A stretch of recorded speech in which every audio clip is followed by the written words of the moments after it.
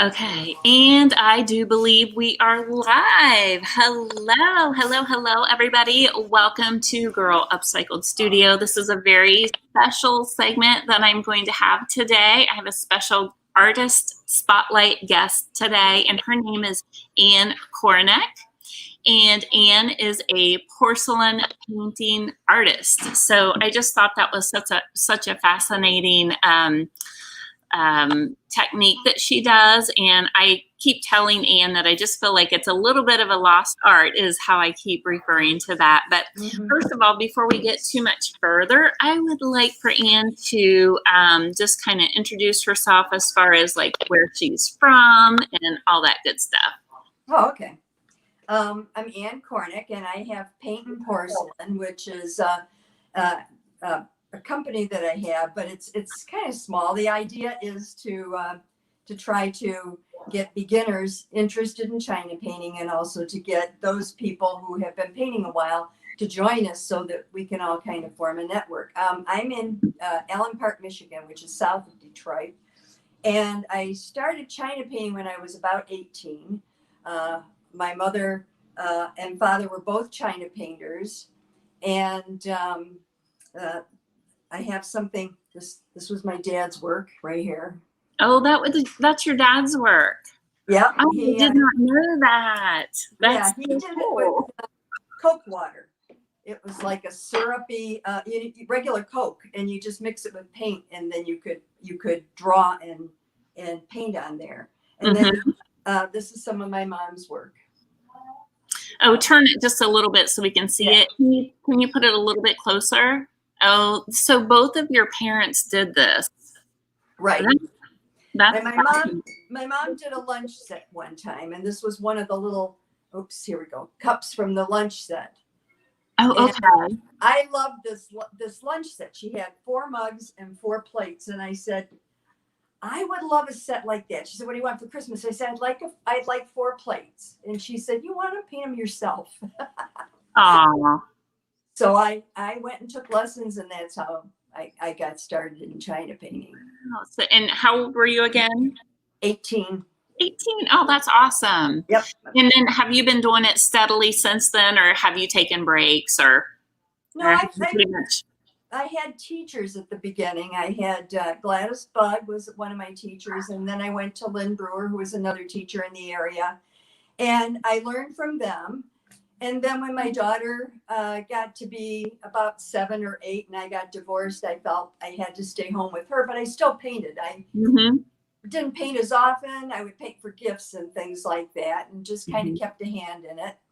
And my mom and dad always had a kiln, so I could always take it over and they'd fire for me. So now, is that something that your daughter does with you too, or no? Okay. I thought maybe you were carrying that tradition on. My granddaughter has painted with me, and for a while she was the youngest painter in the state. She belonged to the state organization. And she did a couple real interesting pieces. She liked to do textures, not so much flowers. And so we painted together, and we still, if there's something she wants for a gift or something, we still do that. But she was my only hope. First, we like furniture. Yes. And that is how I met her, for sure.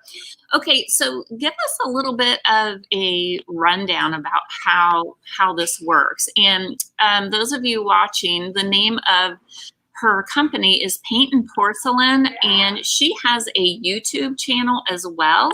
So I would like to invite all of you over to her YouTube channel. It's fascinating. You will learn something every time she has a segment on. So I would love for you to check her out, and we'll be dropping the links to that as well. So, all right.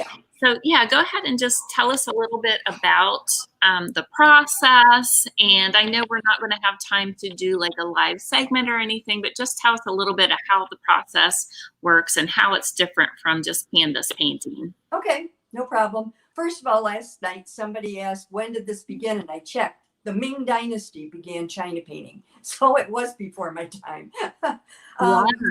We paint with a paint, and I'll show you what it looks like. It's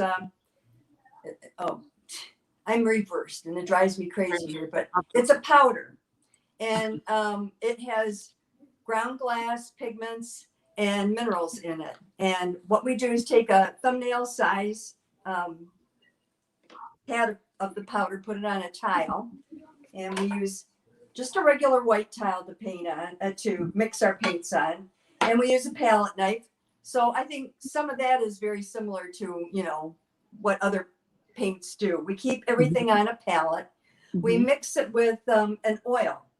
Okay. The oil is has a drying agent and an open agent in it, and it well, we mix with mineral oil, which is an open medium, and then we paint with this, and this is the drying and the open. Oh, okay. And it just gives us some time to kind of keep our paints open so that we can play with them and get them exactly the way we want them. And we store on a pallet.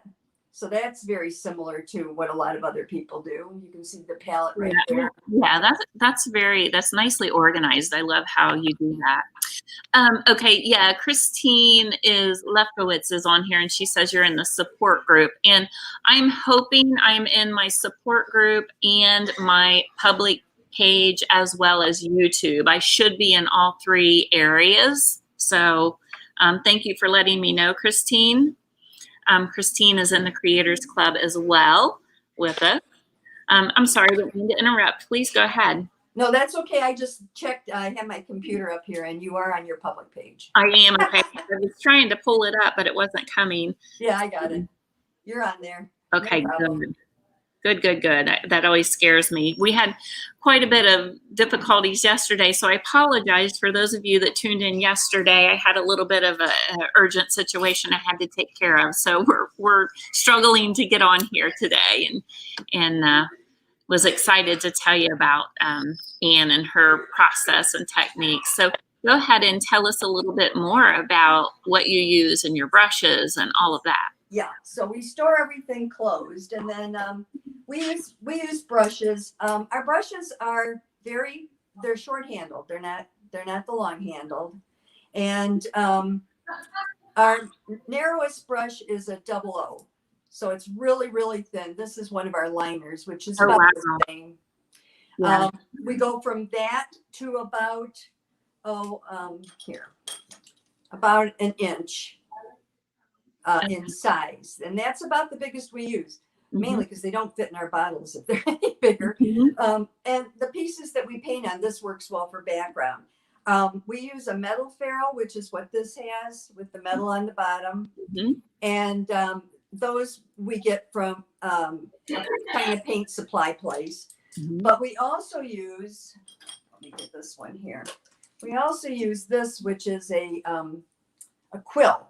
And the quill is the more traditional of the brushes that we use. This one has plastic and it's bound. And sable was what I was trying to think of. Sable is what most of these are made out of. Some of them are squirrel, but they're the real brush. The other brush is the synthetic. Okay.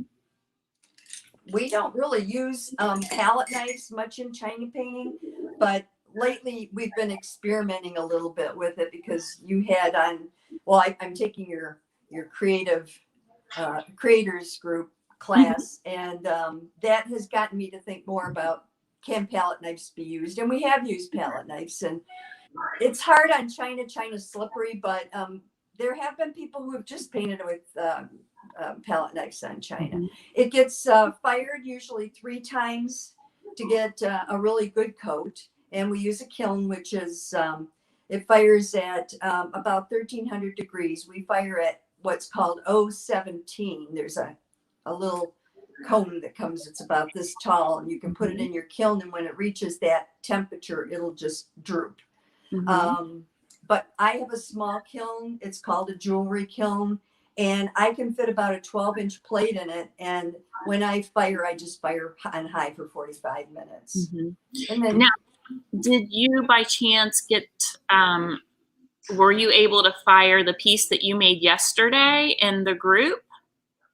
Well, the tile? I did fire it, but I don't have it ready because it has to be in the kiln to cool.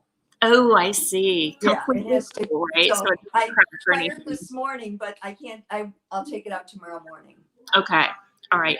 Well, go ahead and show us some of your pieces, and show us some of your earlier pieces and then some of your newer pieces so we can kind of see like how you've evolved maybe. Oh, gee, I wish I'd known you were going to say that. I don't really have a lot of my earlier pieces in this room with me, but my painting looked a lot like my mother's when I first got started. It was a lot like this. Okay. And we took from the same teacher, mm-hmm. and they were really kind of a real basic. We always used 3 colors in the background, usually a blue, a pink, and a yellow. And that was kind of standard at the time that I started originally painting. We also didn't put a lot of depth on things. Now, why is that? Why is that the standard? Is there a reason, or was it just? No, ladies thought it looked pretty. Oh, okay. And there was really no reason for it, but it seemed like a lot. And we always did our daisies in multicolors, which I always thought was silly, but that's what we did at the time. Uh-huh. You always started with a wild rose. So this is my wild rose plate. This would have been typical of what I would have started with. Okay. Mine wouldn't have looked this good. This is one of my more recent pieces, but this is what I start beginners with. So the reason's because the wild rose doesn't have much curl to the rose. It's not like a regular rose where it's a cup shape. It's just flat. Mm-hmm. And you paint on a flat plate, and you can see the leaves are pretty simple. It's about 3 strokes to make the leaves. And then you put the background in on them. And usually you can decide what you want, but you always put a little yellow or a lighter color to contrast sunlight. Mm-hmm. Very nice. It's beautiful. If any of you have questions, just make sure you type it in the comment section. And I am able to see all the comments here, and I can actually put it up on the screen if you have questions for Ann about this. So, so show them a little bit too about, so you said that you were starting to do a little more contemporary. So I guess show them the difference between how you normally paint, and you said that now you're doing a little more contemporary stuff since we've been painting with the knives. And I think that that's so it's so beautiful how you've kind of transitioned that with like the pumpkin that you did. Okay, let me see if I have a pumpkin close by. I don't have a pumpkin close by. Christine says, wow, she paints that by hand. It's gorgeous. Yes, she does. She has a very, very nice touch. I don't have a pumpkin here. For some reason, I think they all walked into another room. But this will give you an example. This is an example where we take a photo and we use Prisma, and I've been using that to colorize. My brother actually took this photo and colorized it. Okay. And he sent it to me, and I went, "Oh, I've got to paint that. It looks so." So that is an actual photo, and then you've done some editing on like an app, and then you have painted it, correct? Right. And I used the colors that the app changes the colors in the photos, and then I use those colors as inspiration for what I wanted to do. And it's neat because it gives you a lot of different options. It has a completely different vibe, I think, than that traditional, that beautiful, soft traditional. And then you look over to the barn where it has, like you can see all the texture that you've built in pops of bright color against that neutral, I think is just so pretty. I love it. And then, let's see.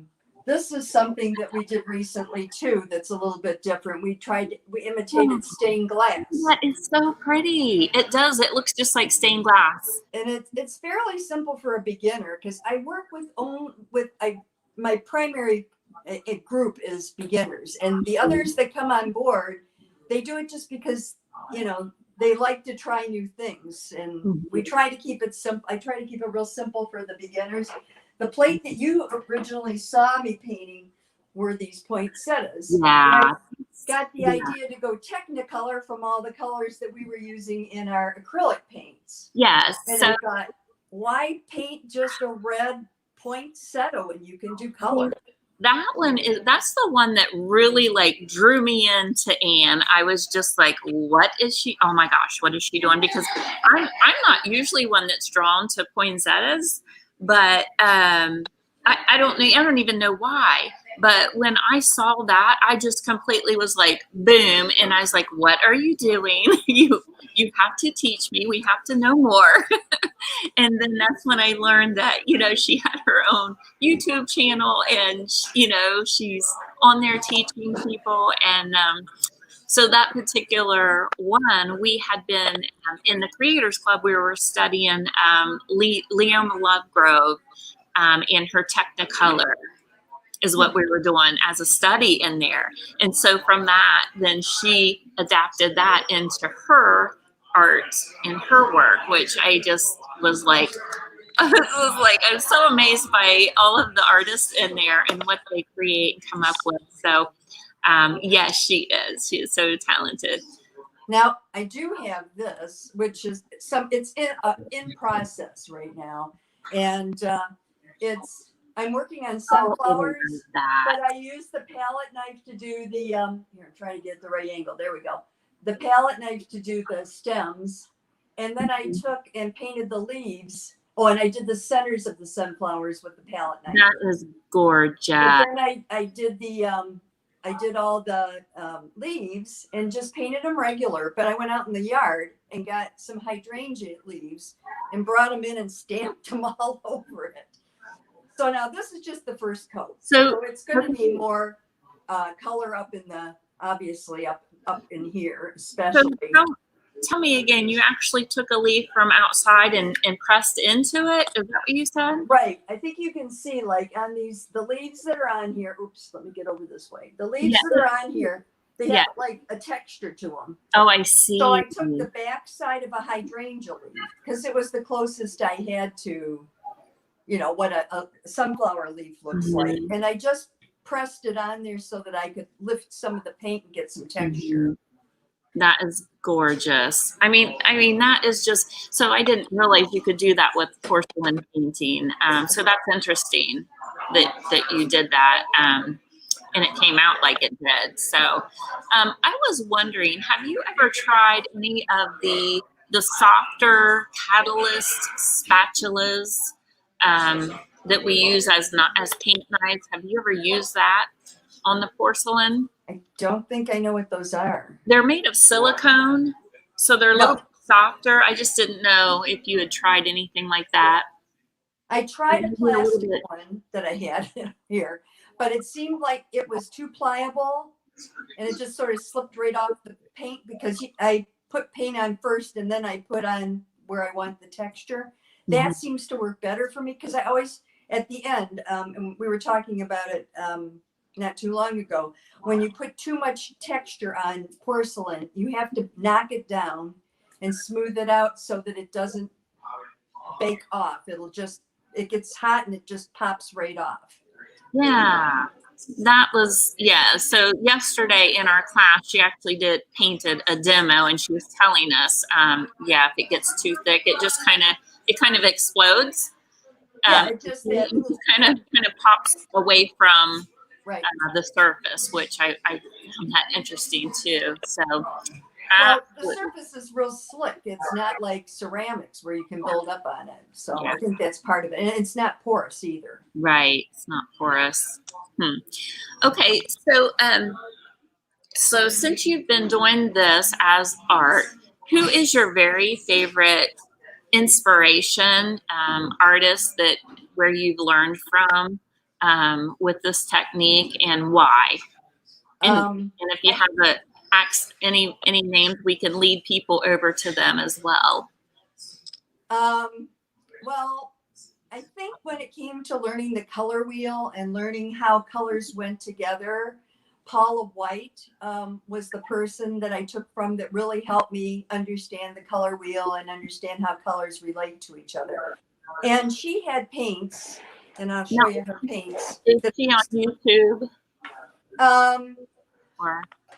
Or is this somebody personally that you know? No, she has been on YouTube. She's been on the International Painters Porcelain Artists and Teachers Organization, IPAT, IPAT. Okay. And she's been on the museum, the World Organization of China Painters Museum page. I think they also have a YouTube page, and she was once on there. And these are her colors that she uses, and they're like your the powders that you have that zap things and give them really bright colors.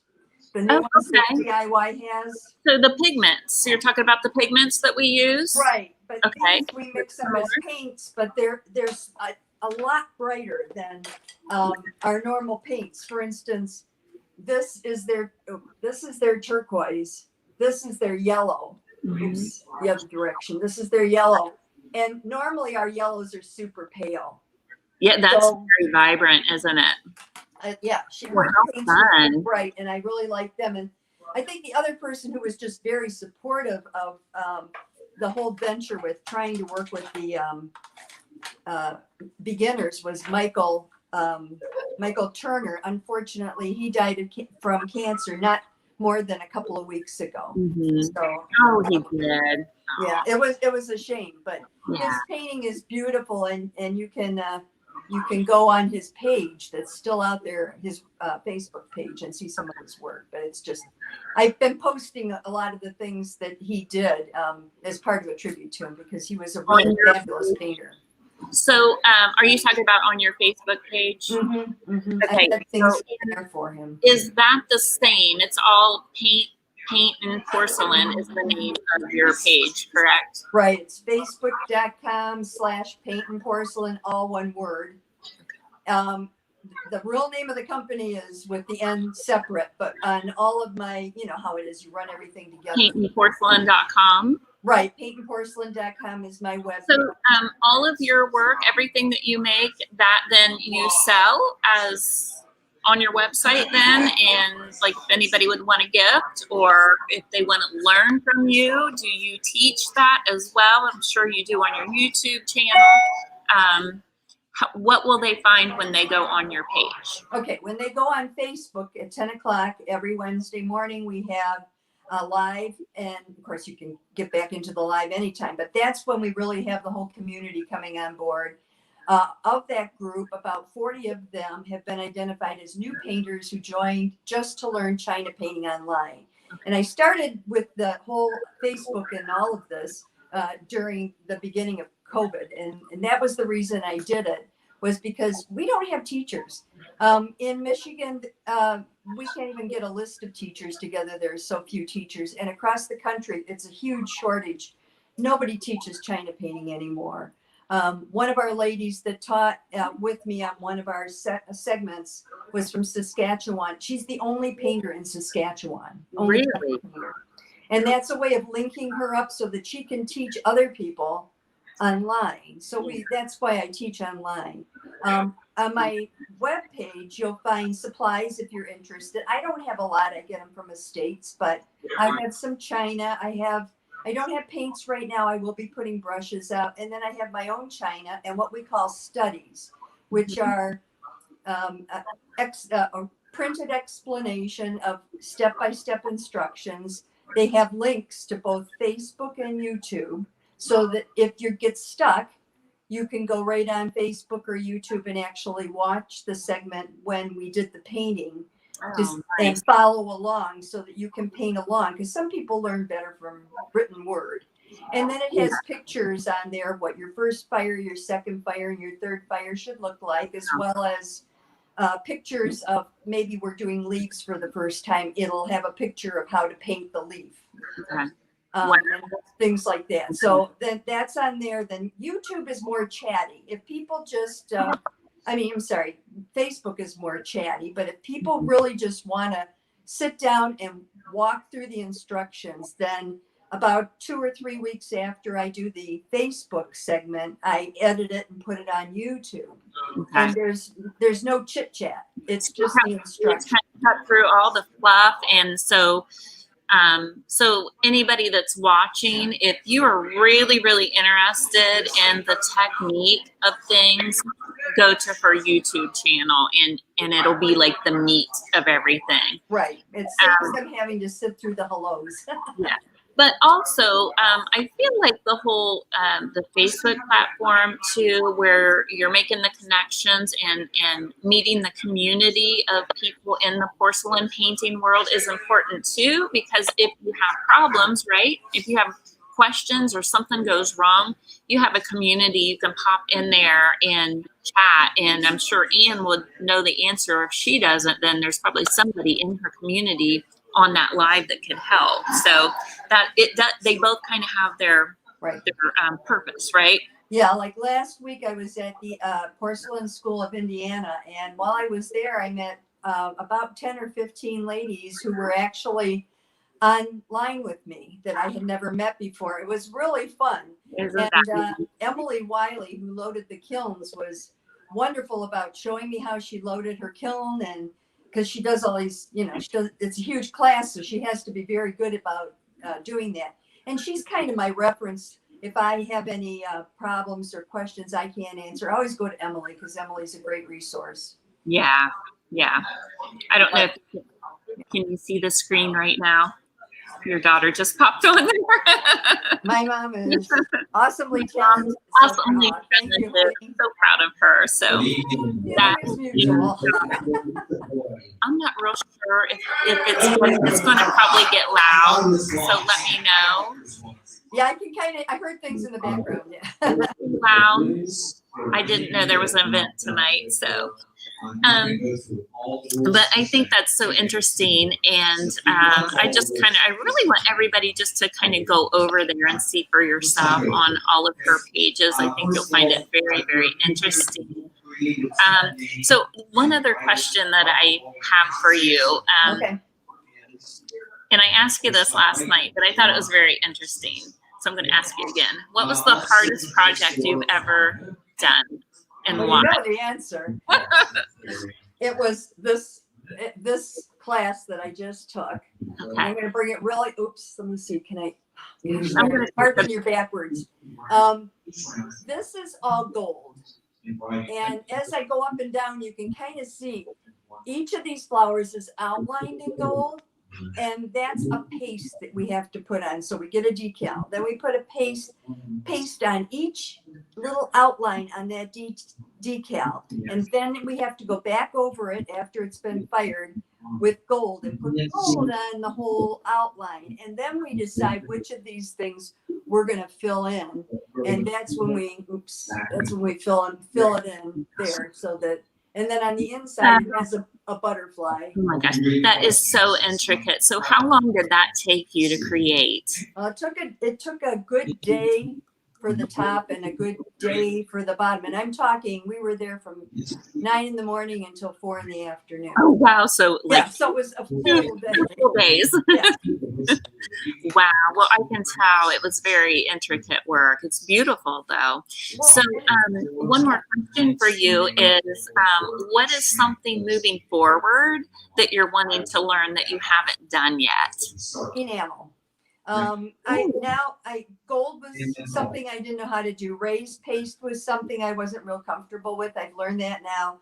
I also learned, thanks to Eloise in Saskatchewan, I learned a lot about how to use lusters, and I'm getting better at those. But I'd like to learn about luster, which is, I don't have it here, but luster is kind of a shiny, like mother of pearl that you put on ornaments and things of that sort, but you can also use it in painting. And enamel is just what it sounds like. It looks like cloisonné a little bit. You lift it and make little dots and little scrolls on things. And it's just the decorative things. I'm not much for that, but because I'm teaching now, I feel I need to be educated. Yes, absolutely. Lolly, she said your website is just beautiful, and she said how intricate that piece is that you made. Yes, I agree. Okay, so now the enamel, is that harder than, like, on the surface? Is it more durable, or is it all pretty fragile? It can pop off, but you probably have to drop it to do that, and you probably break the china too. Enamel is it's pretty much like the detail that the paste that I used on here. It's strong because it's been fired right on. And I usually put on Easter eggs like around the edges. If I paint the little bisque Easter eggs, bisque is That those are beautiful. yeah, bisque is like this. It's the unglazed version of porcelain, and it's usually kind of a creamy color. And when you paint it, it just has a softer, more delicate look to it. Whereas the porcelain that's white and it's glazed is what we use to paint on. And of course, when we paint, our colors going on are the same as they go. We paint them, we put them in the kiln, and they come out the same color we painted them. Not like yeah, and that is so different than, like, my sister is a ceramic artist, but hers is so different in that she has to kind of document everything so that she knows what it's going to be when she fires it. So that's a little bit different, right? I think that would be so hard because I know it would. I think for us, we paint from light to dark, which is a lot different than most people paint. They paint from dark to light. And so for me, learning the acrylics from you and going from dark to light, the other day you did something and we had negative space, and I went, I get it, because that's all I paint with is negative space. Yeah.